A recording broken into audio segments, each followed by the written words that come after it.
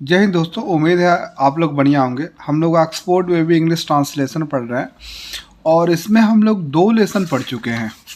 2 lesson, Hindi English alphabet और writing names in English.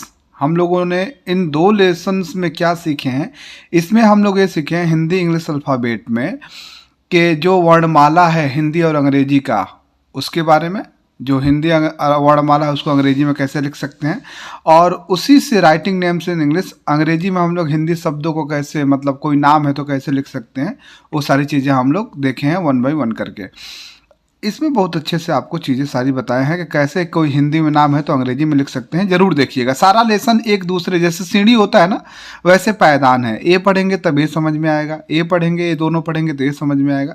तीसरा lesson है use of this and that. This और that का प्रयोग हम लोग पढ़ेंगे। तीसरा लेसन आज पढ़ेंगे, ठीक है।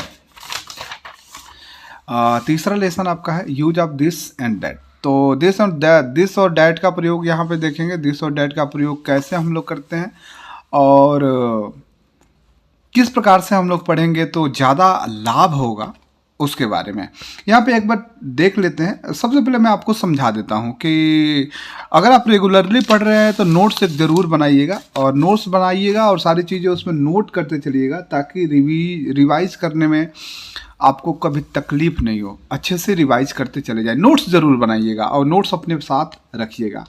जैसा कि आप देख रहे हैं, तीसरा लेसन है use of this and that. Use of मतलब होता है का प्रयोग होता है, तो दिस और डैट का प्रयोग आपको पता है। दिस का मतलब यह होता है और डैट का मतलब वह होता है।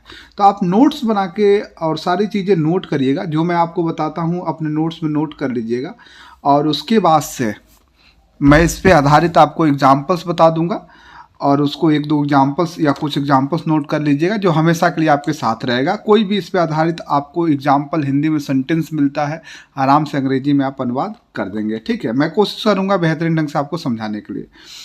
दिस और डैट का प्रयोग यहाँ पे हम लोग देख रहे हैं। आपको पता है दिस का जो अर्थ होता है यह होता है, और जो डैट का अर्थ होता है वह होता है। एक चीज़ तो सबसे पहले ये हमें जानने की ज़रूरत है। तो दिस का अर्थ जो होता है यह होता है, और डैट का जो अर्थ होता है वह होता है। दूसरा पॉइंट आपको ये मैं समझा रहा हूँ कि दिस जो है ना, दिस का जो हम लोग प्रयोग करते हैं, दिस जो है इसका जो हम लोग प्रयोग करते हैं, ये हम लोग दोनों बता देते हैं। और डैट का जो हम लोग प्रयोग करते हैं ना, इन दोनों का प्रयोग हम लोग संकेत करने के लिए करते हैं। क्या करने के लिए करते हैं? संकेत करने के लिए।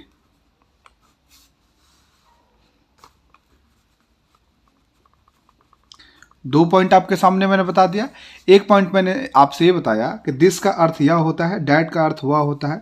दूसरा पॉइंट मैंने ये बताया कि दिस और डैट दोनों का जो प्रयोग करते हैं संकेत करने के लिए। संकेत कैसे? जैसे उंगली दिखा के यह वह ऐसे, तो संकेत करने के लिए हम लोग प्रयोग करते हैं दिस और डैट का।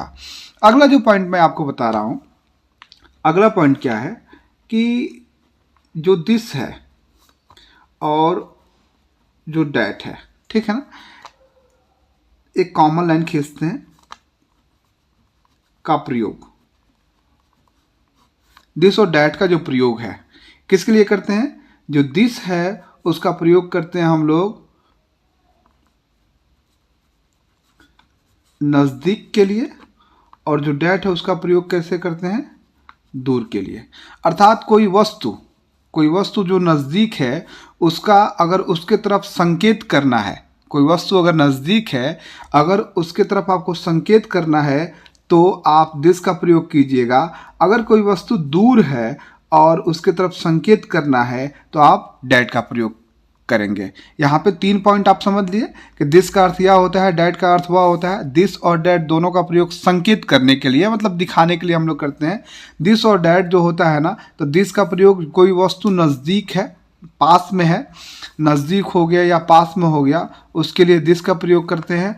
और जो वस्तु दूर है उसको दिखाना है आपको, तो उसके बाद से आप डैट का प्रयोग करते हैं, ठीक है। अगला आपका पॉइंट जो है, अगला पॉइंट ये बताया जा रहा है कि जो आपका दिस है ना, या आपका जो डैट है, दिस और डैट है ना बाबू, इसके बाद हम लोग इज जो वर्ब है ना, इसका प्रयोग करते हैं। ये आपका क्या है, इज क्या है, वर्ब है, और इस वर्ब का प्रयोग करते हैं। दिस और डैट के बाद से हम लोग किसका प्रयोग करते हैं, इज वर्ब का प्रयोग करते हैं।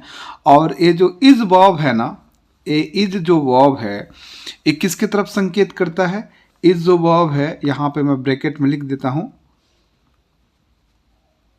प्रेजेंट टाइम, वर्तमान समय को संकेत करता है। ऐसे ही आप नोट्स में लिख लीजिएगा, हेडिंग लिख लीजिएगा use of this and that, और हिंदी में लिख लीजिएगा दिस और डैट का प्रयोग।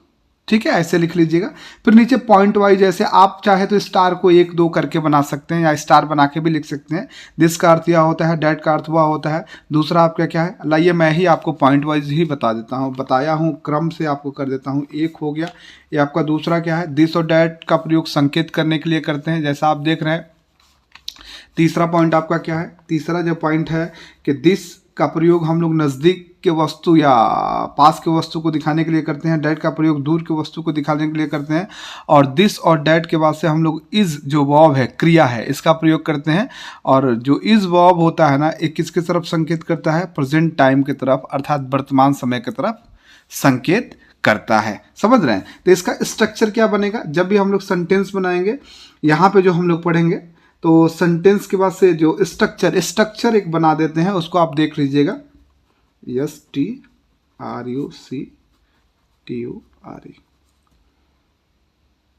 स्ट्रक्चर का अर्थ बनावट होता है। तो यहाँ पे जो हम लोग पढ़ेंगे ना, दिस और डैट का प्रयोग पढ़ेंगे, तो दिस लिखेंगे या दैट लिखेंगे, उसके बाद से हम लोग क्या लिखेंगे, इज लिखेंगे, दोनों के साथ इसका प्रयोग होगा।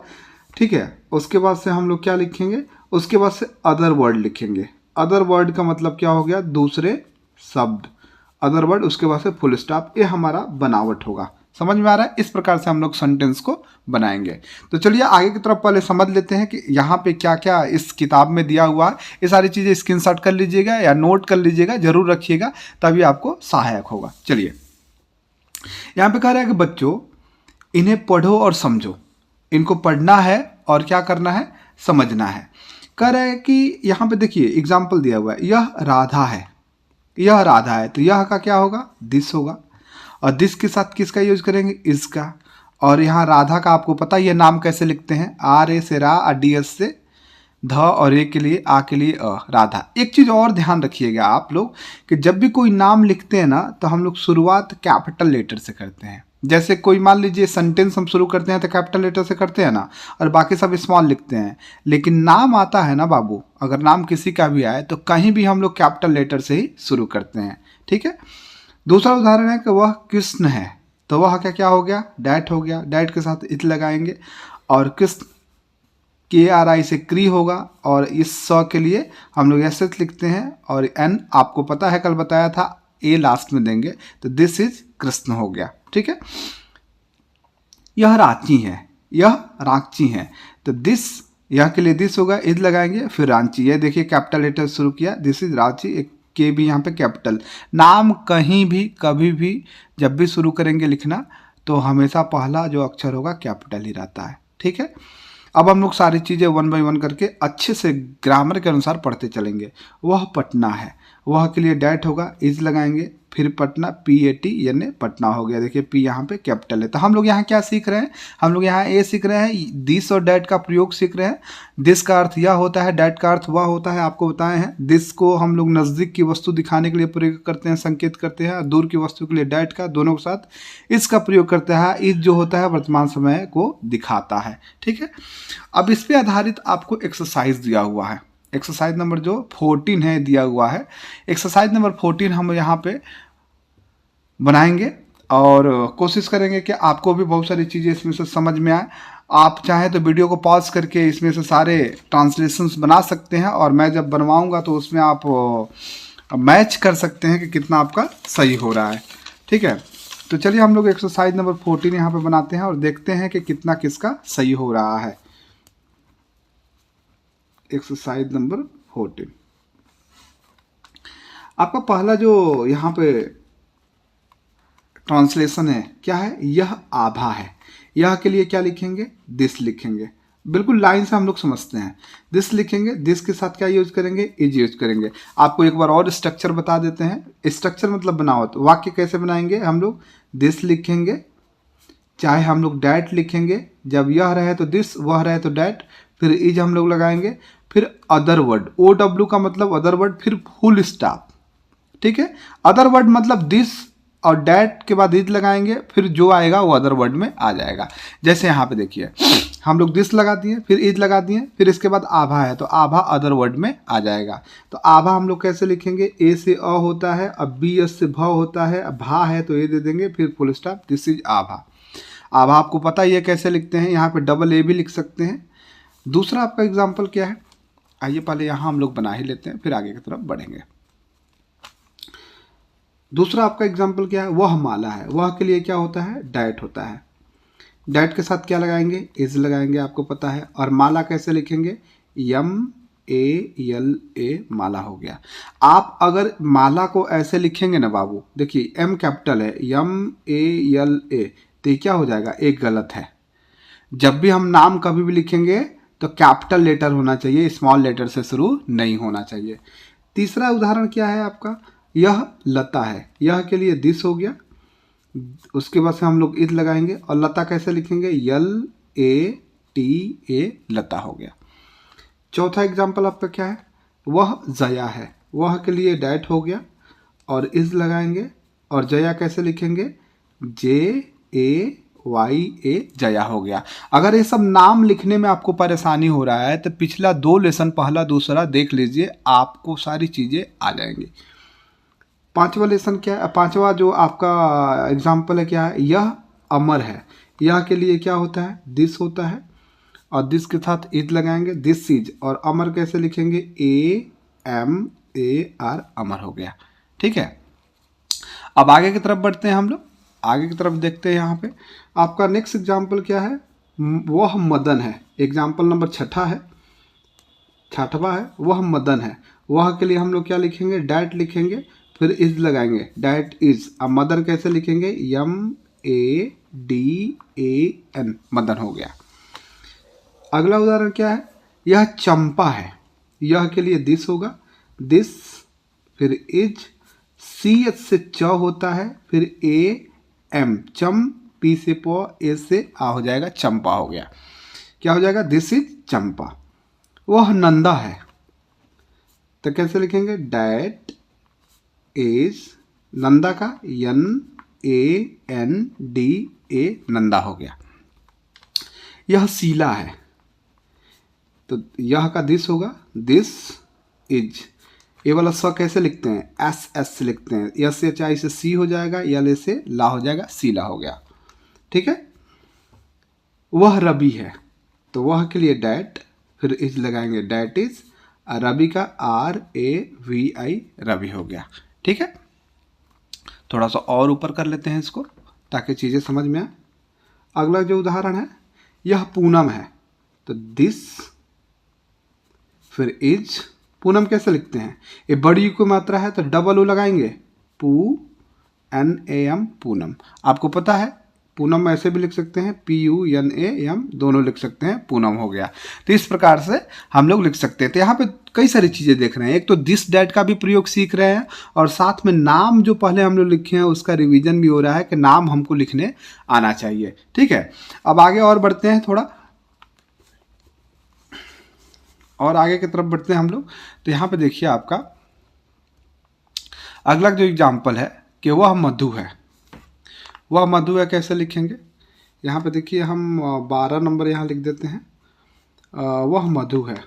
मधु, मधु किसी लड़की का नाम है तो वह के लिए सी लगाएंगे, और कोई लड़का रहेगा तो ही लगाएंगे। अब नाम से ही प्रतीत हो रहा है कि मधु लड़की का नाम होता है, तो सॉरी यहाँ पे तो ही और सी का प्रयोग नहीं पढ़ रहे हैं, दिस और डैट का प्रयोग पढ़ रहे हैं। वह मधु है तो डैट इज, मधु कैसे लिखेंगे, M A D H U, Madhu हो गया।